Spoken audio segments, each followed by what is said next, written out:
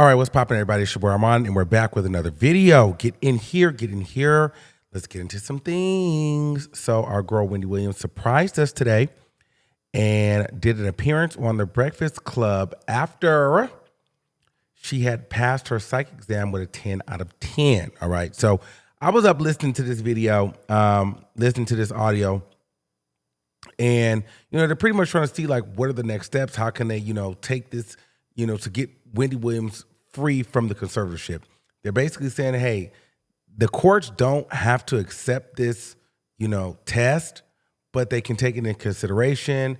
And they talked about kind of how they moved the needle on pretty much getting Wendy Williams this evaluation. They talked about how the facility that she was staying in, they wanted to use their nurses and their people to test her and give her an IV, and she was like, no, I didn't want to do that.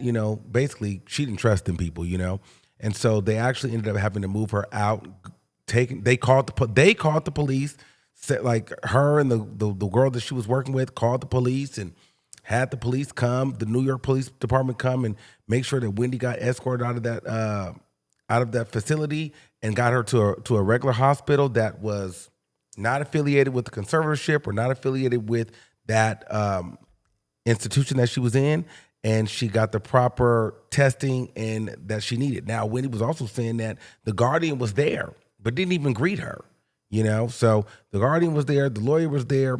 The team is trying to get Wendy free, and they think that this is going to be the first steps of getting Wendy out of that conservatorship. And as of right now, or at least at the time of the interview, she was not at the facility. She was still in the hospital where she got the testing. So all great things there with Wendy.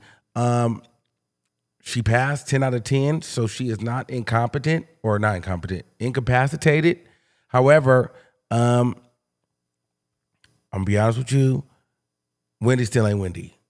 You know what I mean? Does she need to be in a conservatorship? No. Can Wendy get on TV? No. I personally don't feel like she can get on TV because I don't know if Wendy can do an in-person interview, let alone a show full of hot topics.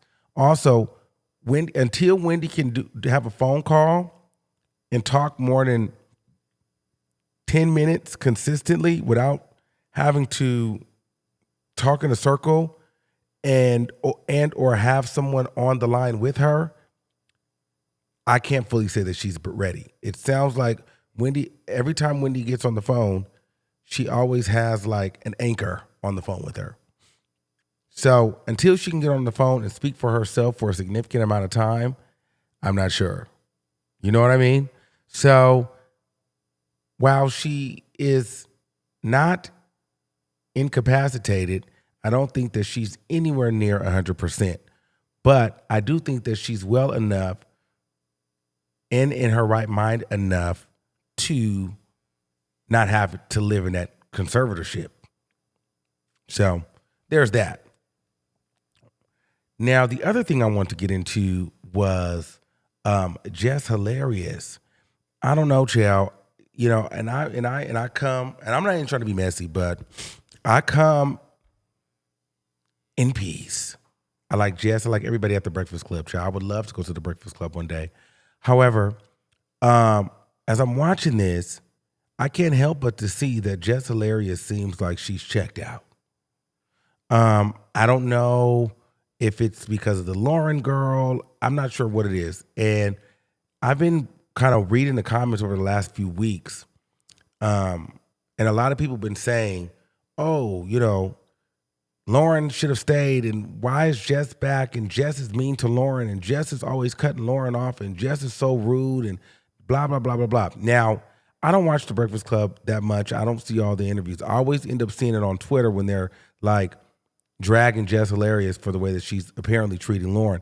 If I watch a specific interview that I like, I will then go and look at the comments, and like there's always some comment about that, right? And so for me, being on Fox Soul and the TGIF, I remember what that gave when Al Reynolds would always be like being mean to me and being rude to me, and then be comments fluttered in the thing of him being, nasty or him being checked out or him looking like he didn't want to be there. And so we would all read the comments. but then we would ignore it. Like we would all read the comments, but then we would like on the show, we would act like, we didn't see the comments. So they definitely see the comments. I actually seen a video where, and recently where Jess was like, out of nowhere, just a random observation. She wanted to compliment Lauren and, tell Lauren how pretty she looked and how nice she looked. I'm not saying she didn't mean it, but I'm saying over there at the team, they're like, we got to switch this energy because the comments are less about the topic and it's more about you being a hater on Lauren. And if you're not being a hater, switch the energy, And so I know that because I was on an ensemble show and that's what it gives, and Al was literally like, he was checked out. He was a hater. He was checked out. He was mad that I got on there and people like me and Claudia and I, we were getting along. So he was being very divisive. Now, I don't know if that is what Jess's thing was, but to see her in the Wendy Williams interview, head down and scrolling on Instagram was kind of crazy to me.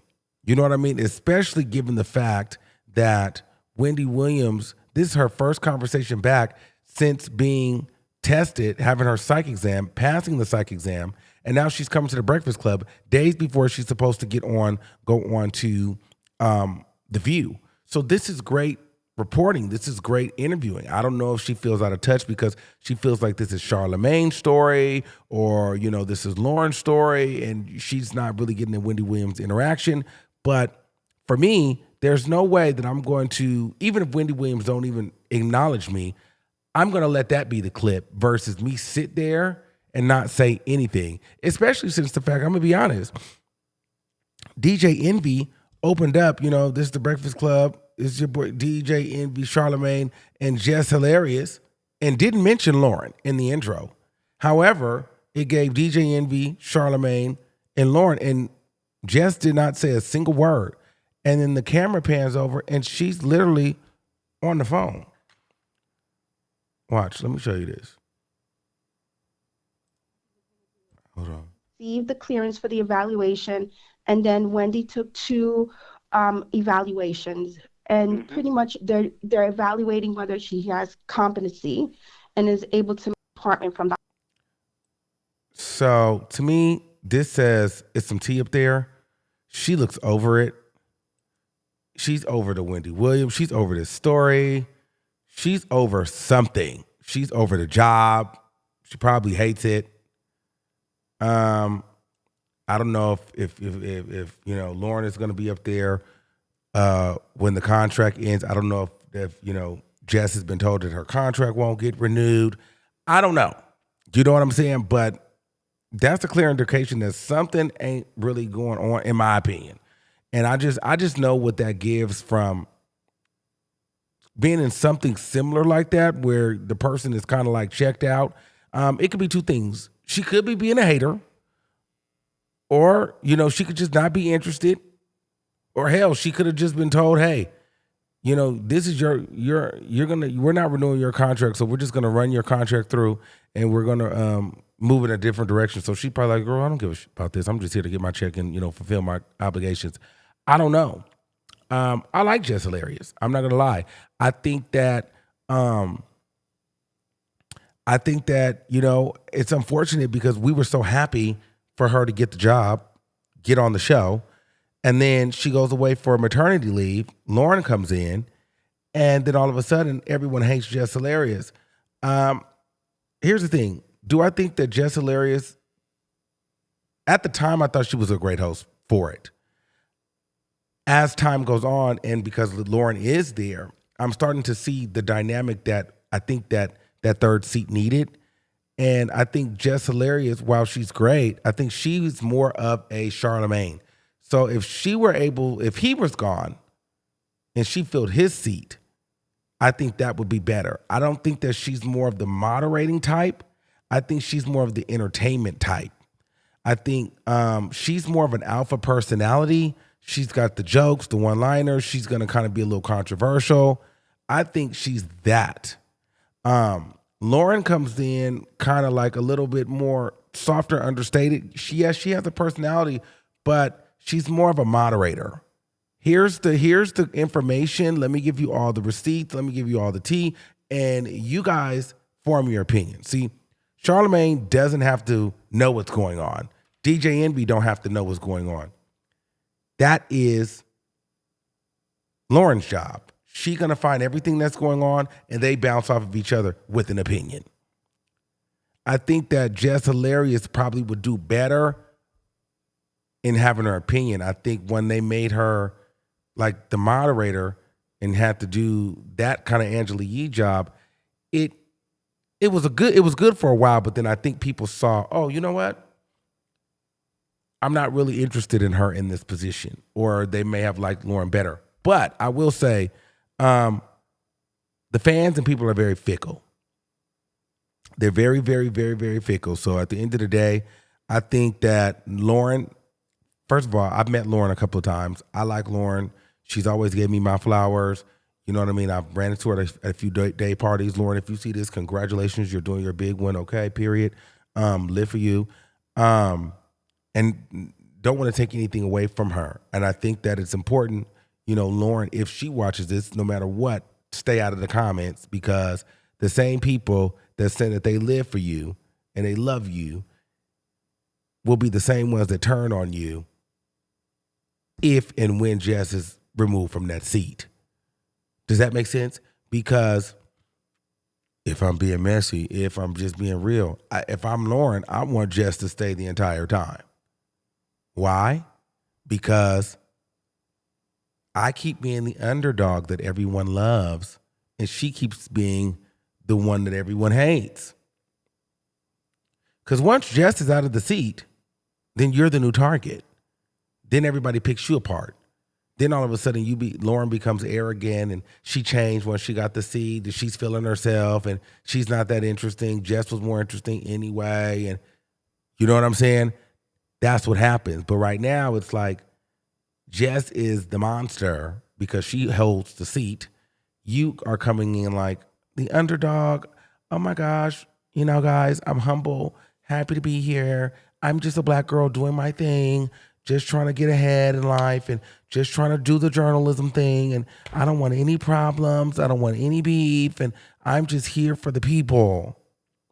Stay in that pocket. You know what I mean? I'm just saying, like, stay in that pocket, because that's the pocket where you're going to win. I don't know. It's just interesting there watching the different dynamics. And after being on a, like a talk show myself, it's like, okay, it's something going on over there. Jess is not feeling it. This is why I also don't like a lot of ensemble things. Like, I don't know if I would do an ensemble thing unless I was an originator of it, or like if I was brought together, like how it started, like how DJ Envy, Angela Yee, Charlemagne, they came together as the Breakfast Club. It's hard when you come inside of something new, just like coming into Fox Soul. If I would knew what I know now, then I would have not done it, because it's so much to try to get the fans to respect you, and then you don't know the dynamics already on the cast with the people, and then it could just be so messy. And then with these networks, one day you're in with them, the next day you're out, and you can't really control it. Then you go away for maternity leave. You have one person come sit in your seat that's supposed to fill your seat. Then all of a sudden they're back, and they never leave. Then they're almost taking over your segments, and then you can get fired. That's why, as much as I've always wanted to be a part of the bigger machine, I'm really appreciative that I have the platform that I have on my own, because it's like, girl, I do not like having my future and my anxiety, my energy, reliant upon some big white man at the top that dictates, my future based upon, who the originators were, what the fans think, what the numbers are. You know what I'm saying? So I don't know. I do think that, Jess, if you're not checked out, and if things are going perfectly fine over there, and you're in a great place, you just had your baby and you're looking good. If they are looking at you versus Lauren, I don't think that it's a good sign for you to be on your phone with when in the middle of a big conversation. You know what I'm saying? With Wendy Williams in the height of everything that's going on with her, I think you should be a little bit more, invested, because a lot of the critiques I see online for Jess is that she's not well versed in what's going on. She's not prepared. So it's no hate towards Jess, but it seems like, well, I can see why she ain't even interested in the topics. And I ain't gonna lie, sometimes it be like that. You don't be interested in the topics. You don't be interested in the guests. But if you got a person sitting there that's coming, bringing stories and getting shout outs and getting acknowledgement from the guests, and, whenever you're not there, they're in your seat, and, the show is like lighting up, girl, you need to put a little bit more effort into it if you're not on the chopping block. Because I feel like if you're not on the chopping block, she's asking to be on the chopping block. And I don't know if, Charlamagne being her friend and they being business partners and working together, I don't know if he can save her, but maybe he can. I don't know. But it's very telling that something is up with Jess in that seat. She feels some type of way. I don't know what the way is, but Ray Charles can tell that Jess is not feeling it like she used to. I don't know, y'all. So we'll see. I don't know if she's checked out or if she's going to spicing it up or bring it back. But, at the end of the day, hell, I think all this going on kind of slightly works to their benefit as well, because, we've been talking about the Breakfast Club a lot more lately. You know what I'm saying? We've been, spicy. Like, if the characters are interesting up there, then you brought Lauren up there and threw a monkey wrench in the game. And I want to talk about Lauren. Lauren has been doing the journalism thing for a minute. Like, she's came from TMZ. That's where I knew Lauren from. So to see her go from TMZ to up, at the Breakfast Club, it's great. You know what I mean? She's doing her thing. I don't think that her and Jess are the same at all. I think they do two different types of things. And I think that Lauren comes from a place where, her job was to be interested in everything celebrity. Jess Hilarious was a personality comedian who was funny, who was sharp witted, and had great one-liners, and I feel like she knew Charlamagne, okay, and she got the seat. But now, as time is going on, it's feeling like she's not adding enough depth to the chair, and Lauren gives a little bit more detailed analysis when it comes down to putting together the topics in the news. You see, everybody can't do that job of the moderator. I couldn't do that job. I'm more of like, give the opinion. I'm a personality. I'm not about to go and dig all. You give me the facts, give me what's going on, and okay, girl, let me think about what I'm going to say. Boom. This is my thought. I'm not a moderator. Claudia was like the moderator, like on our show. So she was good at that.